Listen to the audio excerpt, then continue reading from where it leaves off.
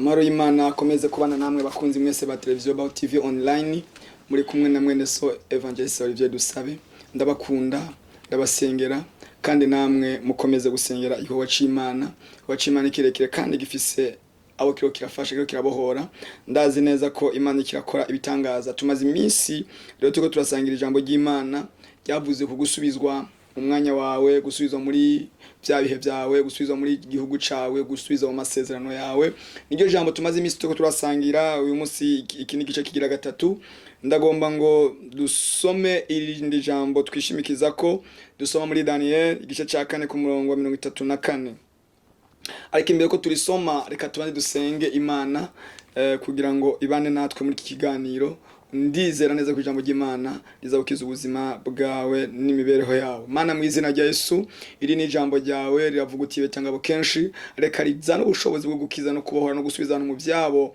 mu myanya myiza mu izina rya Yesu amen tusome ijambo ry'Imana muri Daniel 4 umurongo wa 34 ravuga ngo igihe cyashinzwe kirangiye jewe Nebukadineza nunamura amaso yanje mu ijuru akenge karagaruka mpimbaza isumba byose kandi shima ibaho ibihe bitazoshira ndayubaha kuko ingoma yayo ari ingoma itazohangura kandi ubwami bwayo buzohangama uko ibihe bikuranwa kandi ababa kwisi bose ibagereranya n'ubusa kandi ikora uko igomba mu ngabo zo mu ijuru no mu baba kwisi kandi nta ushobora kubuza ukuboko kwayo canke kuyibaza atukora iki nuko mwanya ubwenge bwanje buragaruka ubwiza bw'ubwami bwanje n'igitinyiro canje no gukayangana kw'ivyicubahiro canje bigingaruka ko baza abajanama banje n'abaganwa banje bansubiza ku mutima ndaheza nsimbatazwa mu bwami bwanje ndongera ububasha buhambaye noneho jewe Nebukadineza nshima umwami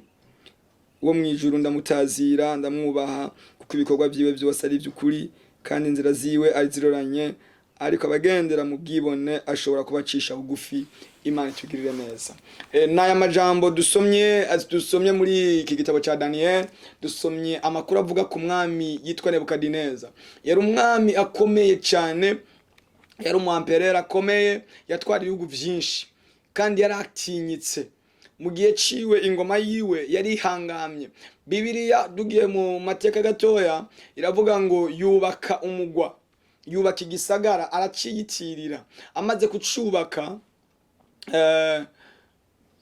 aca atangura kwishira hejuru yikubita kubituza aravuga ngo iki ni gisagara cyubatswe kugira ngo giheshe icubahiro jewe kimi cubahiro Bibiliya iravuga ngo nuko Nebukadineza agikura iryo jambo mu kanwa arirukanwa avanwa mu kibanza ciwe avanwa ahantu yari aja kurisha nk'inka aba nk'igikoko inzara ziwe ngo zimera nk'izinkukuma umushatsi ugera ku birenge amara imyaka 7 arisha mw'ishamba kuko arishizwe hejuru akugwa mu mwanya wiwe rero iki gice kigira gatatu ngiye kuvugana namwe ngiye kuvugana namwe ndabereka ukuntu abantu bashobora gukurwa mu myanya yabo bakava mu bibanza bari barimo bakaja mu bindi bibanza bibi kandi bari mu bibanza byiza bibavuyeko uyu Nebukadineza icyamukuye mu kibanza ciwe kikamujana mu kibanza c'umubaro n'agahinda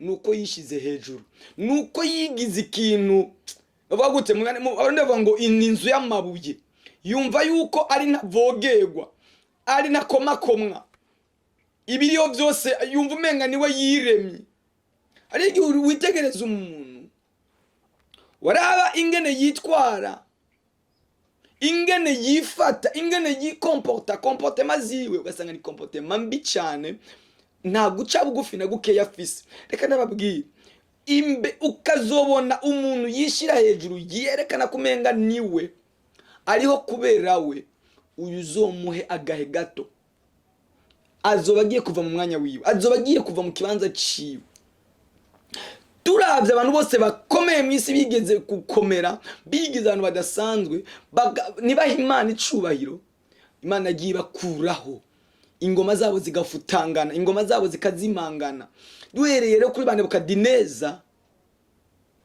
ingoma zabo zarafutanganye kubera iki kwishira hejuru igihe cyose wishize hejuru ako kanya nyene mu mutwe w'Imana mu bitekerezo by'Imana ica yibuka shetani kuntu yishize hejuru akagomba gukombora ingoma y'Imana ikamukororera ibwina ukaba ukeneye kuramba, ukaba ukeneye gushigwa hejuru, wicishe bugufi, ukaba ukeneye kurambira muri uwo mwanya, ukaba ukeneye kurambira aho hantu, ukaba ukeneye kurambira muri ako kazi, ca bugufi, ubaha abaciye bugufi, ububahe, nubagendere ko ngo bakandamize, nubakandamiza bizogukura mu mwanya wawe ihashira abandi.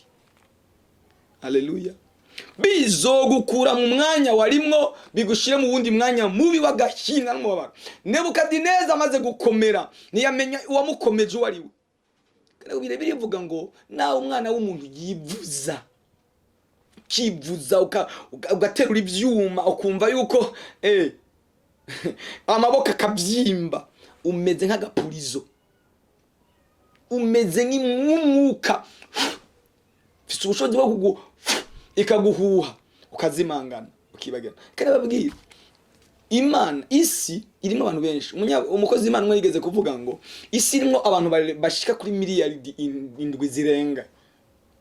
Twese Imana yoshaka yo twegeraniriza hamwe ikafata ubwenge bwacu ikabupoperaniriza hamwe, yahita kupoperaniriza hamwe igaduhuha twese tugasara tugahinduka abasazi, ikatwubika ikazana ubundi bwoko bushasha, igashiraho irindi hanga rishasha. Rero kugira ngo urambire mu mwanya wawe, kugira ngo urambire mu gikorwa cyawe, kugira ngo urambire mu iryo bango, igaguca bugufi, igakubaha abo bantu bacishijwe bugufi ububaye. Nebukadineza yigira ikintu kidasanzwe kitavogerwa ngo aravuga ngo hango ni jewe, ngo uyu ni jewe. Igihe cyose tuvuga ngo Josui ni Imana, niyo yavuze ngo jewe nitwa ndiho, niyo ivuga ngo jewe, niyo nyine kubita bwatuze ngo jewe. Yabwiye Mose ngo genda ubwire Farao yakubaza uzumubwire ngo ndiho yantumye. Singira inango, singira date de naissance, singira date de décès, ntabwo ngira date yo gupfa. Niyo yonyine dafise date de naissance, ntagira date yo gupfa. Nigira inango, nigira n'iherezo, ni Alpha ni Omega.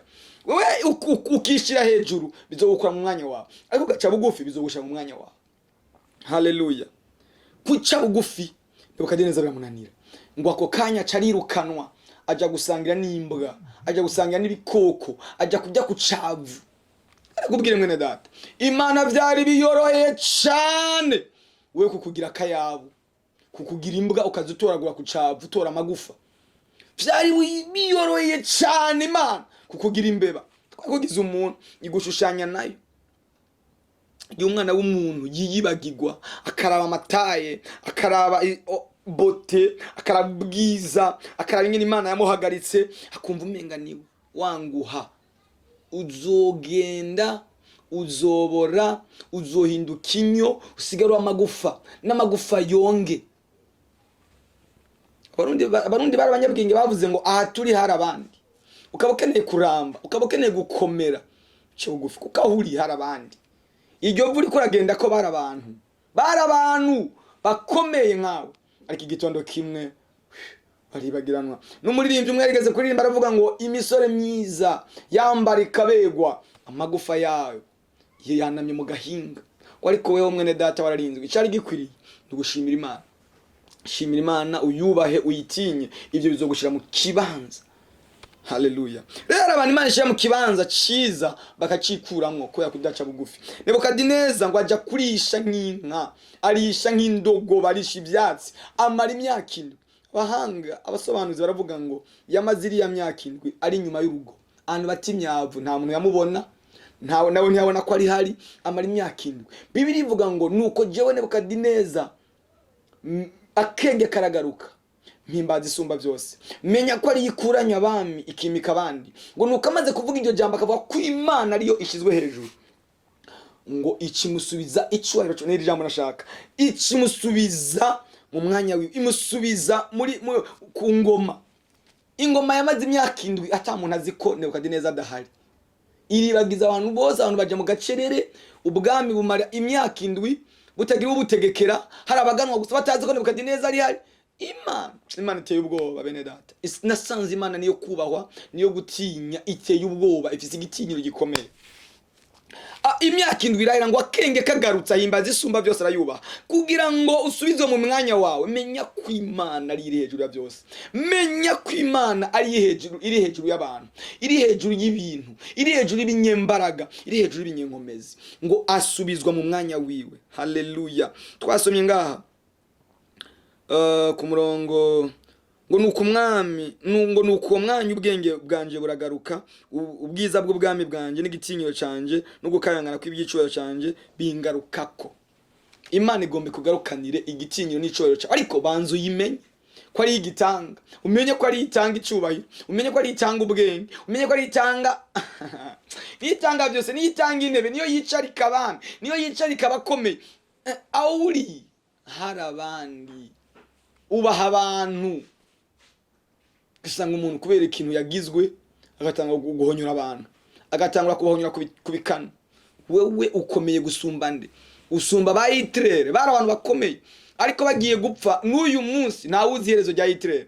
Ngo bamwe baravuga ngo bamutereye muri yitaye muri acide arapfa arashira yonga, abandi baravuga ngo yinyegeje ahantu.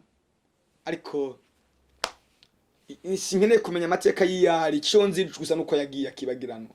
Bamubutu seseseko baragiye, baribagiranye, bararo bakomeye, bakadafi bararo bakomeye, Saddam Hussein bari baramubaka ibistati, abantu bose bashika arengana, abantu bose bagapfukama bagakukumba, ariko agiye gupfa apfa akuwe mu kinogo c'imetero 8.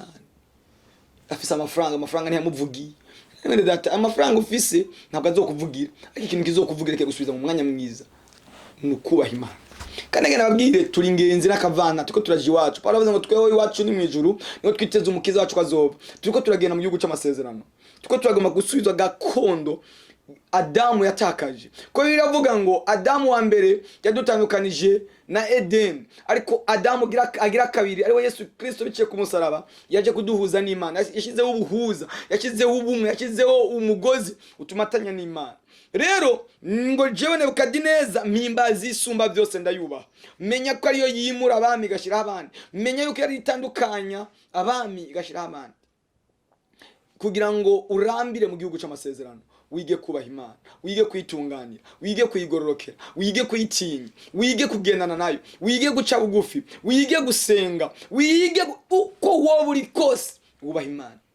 Imana ikugirire neza. Rero ndumva kubwo kwihana, nimba wihanye, nimba wumvise iri jambo ukaba wihanye, Imana igombe gusubize mu mwanya wawe, Imana igombe gusubize ku ntebe yawe. Hari abantu batakaje akazi kubera gukandamiza abandi, bajya abantu bajya ku mavi baragusengera, barasenga, ico kibanza urakivamo. Ariko iyo uza guca bugufi, iyo wubaha, iyo utinya abantu Imana yashizeho, bukiri muri uwo mwanya, subira kandi usaba imbabazi, subira kandi wihane. Bari abantu wavuze nabi, bari abantu wagiriye nabi, basangwa usaba imbabazi, kuko bajya nibiganza by'Imana nakanwa cy'Imana. Kuko wahangaye Imana. Subira uce bugufi, subira wihane, subira usenge, usaba ikigongo, usaba Imana imbabazi. Irakweza, irakubabarira, igutegeye amaboko. Ngo amaze kugarura ubwenge, amenye Imana, arayubaha, arayisobanukirwa, hanyuma Imana imusubiza mu mwanya wiwe. Rero Imana ikugirire neza, Imana iguhezagire, Imana igushoboze. N'iri jambo mfise Imana yamaye ngo ndakubwire, ishaka kugusubiza mu mwanya mwiza, ishaka kugusubiza mu mwanya w'amashimwe, ishaka kugusubiza mu mwanya wo kuririmba no gusenga no kuyivuga no kwitazira. Ariko intango y'ibyo kugira ngo bibemwo nukuyubaha, nukuyigororokera, nukuyubaha, kubaha abantu bayo. Kuko Imana ntizoyubaha ngo ntituyibona, ariko tuzoyubahira mu bantu bayo, bari abaciye bugufi, babandi nibo tuzokuwa tube twubasha Imana. Bibiri bivuga ngo umutunzi ari umuntu akomeye, yaravye ibintu byose, ngo ariko Lazaro yakukumba hasi agira ikorose. Ngo nuko uwo mutunzi, uwo mworo amaze gupfa, ajanwa mu gikiriza arimugwa, ajanwa mu gikiriza ca Abrahamu. Ngo nuko uyo mutunzi nawe ajanwa ikuzimu, arahambwa, ngo ariko Lazaro araterurwa arimugwa. Abana b'Imana tugiye kwimugwa, igihe kirageze ngo twimugwe tuye mu gihugu ciwacu, tuye mu gihugu c'amasezerano, tuye mu vyacu, tuye mu buzima bwiza, tuye mu mwanya wo gushima Imana. Rero Imana iguhezagire kandi ko igufashe, nimba waricize hejuru bigakukura mu mwanya wawe, yeho gusabira imbabazi, Imana ikweze gutunganye, Imana iguharire, Imana ikugirire neza. Reka ndagusengere, Imana ikugirire neza. Mana mu izina rya Yesu, uyu muntu aciye bugufi, uyu muntu asabye imbabazi,